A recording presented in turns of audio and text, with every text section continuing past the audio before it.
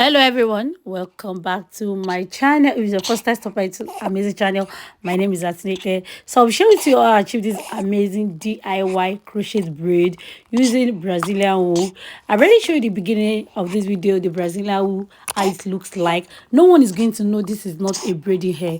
And the most important part, please make sure you twist the root so that it's very easy for you to crochet, so that your crochet hook won't stuck on the wool when you crocheting it.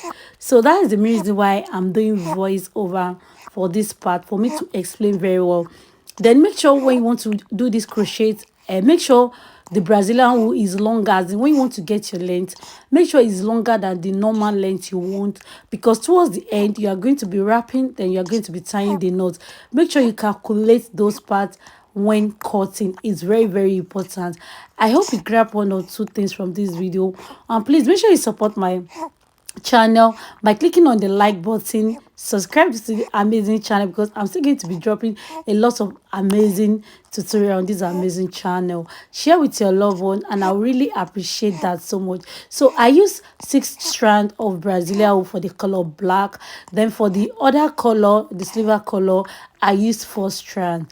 And let me tell you, there is 2 types of Brazilian wool. There is original one, there is fake one, and we still also have 2 types of Brazilian wool. There is the one that look like hair, and there's one that look like wool. I've not laid my hand yet on the one that looks like hair yet, that I see people using. I've not laid my hand. I can't wait to try that out for you guys. Still looking out for it, how I'm going to get it.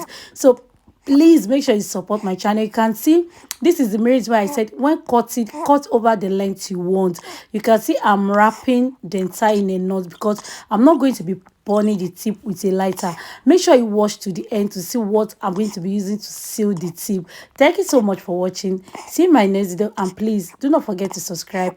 Keep on enjoying this amazing tutorial.